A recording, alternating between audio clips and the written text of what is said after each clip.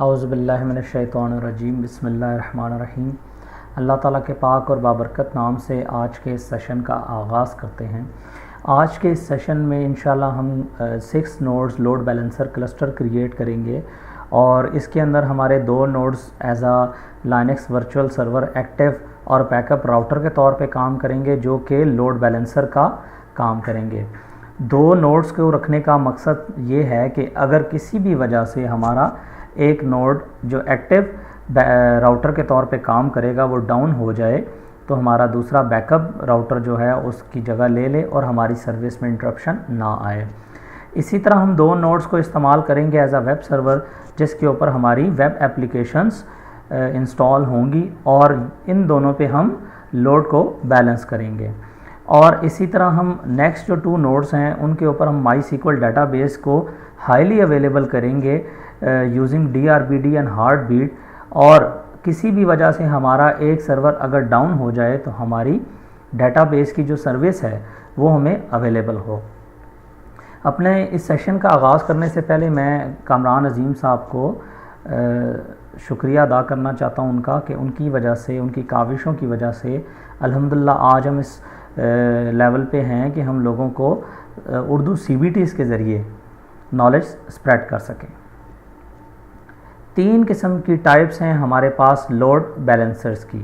First type है netting, second है direct routing और थर्ड है टनलिंग। नेटिंग के बारे में आपको थोड़ा सा बताता जाऊं। नेटिंग का कॉन्सेप्ट वहाँ पे इस्तेमाल किया जाता है जहाँ पे आपका लोड बहुत ज़्यादा ना हो। मॉडरेट लेवल पे आप कह सकते हैं, मीडियम लेवल पे आप कह सकते हैं। इसके फ़ायदे तो हैं, लेकिन इसका एक बहुत बड़ा नुकसान ये है कि इसके अंदर आपकी जो बॉटल नेक हो जाती है कम्युनिकेशन की। बॉटल नेक इस तरह क्रिएट होती है कि आपका जो लोड बैलेंसर सर्वर हैं वो आपके पब्लिक IP पे होंगे और वो दोनों पब्लिक IP से आप उनको एक्सेस करेंगे और सर्विस IP भी आपका पब्लिक होगा जिस पे आपको सर्विस मिलेगी। और बाकी जो आपके वेब सर्वर्स हैं जिन पे आप लोड बैलेंस करेंगे वो सारे प्राइवेट नेटवर्क पे होंगे, और प्राइवेट नेटवर्क पे होने की वजह से आपकी जो इन और आउट ट्रैफिक है वो सारी आपके लोड बैलेंसर्स पे लोड डालेगी, जिस वजह से आपका बॉटलनेक क्रिएट हो सकता है। ये सर्विस नॉर्मली वहाँ पे, ये तरीका वहाँ पे इस्तेमाल किया जाता है जहाँ पे आपके पास पब्लिक IPs कम हों और आप कम पब्लिक IPs के ज़रिए एक लोड बैलेंसर का नेटवर्क बनाना चाहते हैं।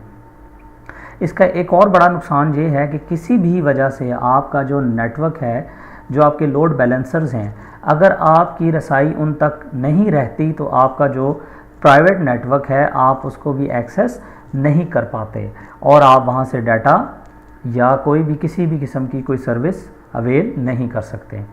डायरेक्ट राउटिंग का कॉन्सेप्ट क्या है कि आपकी जितनी भी सर्विस है वो लोड बैलेंसर के ज़रिए रिक्वेस्ट आए आपके नेटवर्क के ऊपर, और आपके जो वेब सर्वर्स हैं जिन पे आप लोड बैलेंस करेंगे उन्हीं से डायरेक्टली वो आउट चली जाए।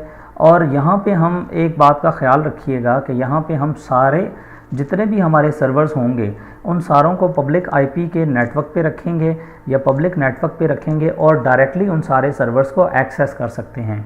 इसका एक फ़ायदा ये है कि इसके अंदर बॉटलनेक क्रिएट नहीं होगा, और सेकंड इसका जो बेनिफिट है या फ़ायदा है वो ये है कि अगर किसी भी वजह से आपका लोड बैलेंसर का जो नेटवर्क है या लोड बैलेंसर जो सर्वर्स हैं वो डाउन हो जाते हैं तो आपके बाकी सर्वर्स आपके पास एक्सेसिबल हैं और आप अपना नेटवर्क, अपना डाटा या अपनी जो भी सर्विस है उनके ज़रिए भी हासिल कर सकते हैं थोड़ी सी मॉडिफिकेशन के बाद।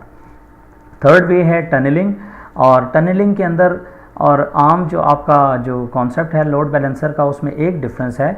आम तरीके से आप कोई भी मशीन एज आ वेब सर्वर, यानी कोई भी ऑपरेटिंग सिस्टम लिनक्स या लिनक्स के अलावा एज आ वेब सर्वर आप अपने इस्तेमाल कर सकते हैं और उस पर लोड बैलेंस कर सकते हैं।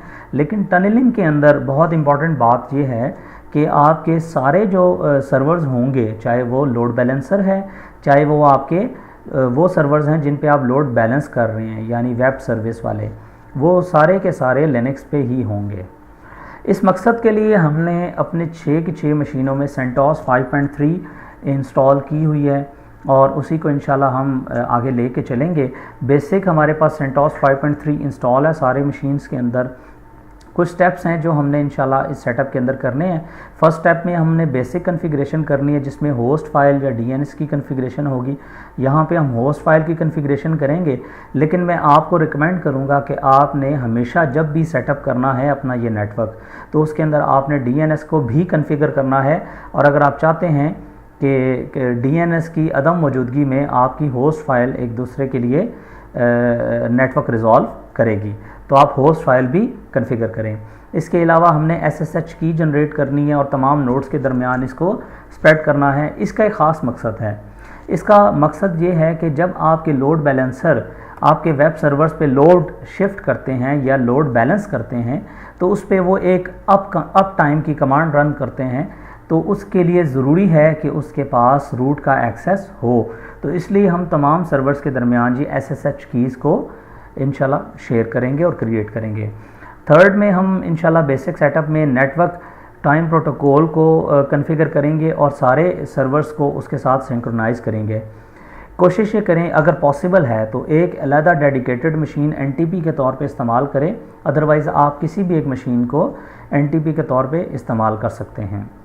उसके बाद इंशाल्लाह हम सेकंड स्टेप में जो मेजर स्टेप होगा उसमें हम एलवीएस सेटअप को कॉन्फ़िगर करेंगे और लोड बैलेंसर्स को इंशाल्लाह उसमें कॉन्फ़िगर करेंगे। थर्ड स्टेप में इंशाल्लाह हम कॉन्फ़िगर करेंगे वेब सर्वर्स को जिन पे हम लोड बैलेंस करेंगे। उसमें हम अपाची, माईसीक्वल, पीएचपी वगैरह और ये सारी चीज़ें इंशाल्लाह इंस्टॉल करेंगे और हम कोशिश करेंगे कि वहाँ पे हम जुमला को भी इंस्टॉल करें। उसके बाद हम फोर्थ सेटअप में इंशाल्लाह कॉन्फ़िगर करेंगे अपनी डीआरबीडी और हार्ट बीट की सर्विस दोनों डीबी सर्वर्स के ऊपर, ताकि हमारा कोई भी डीबी सर्वर अगर डाउन हो जाए तो दूसरा डेटाबेस सर्वर उसकी जगह ले ले और हमारा नेटवर्क हमें हमेशा अवेलेबल हो।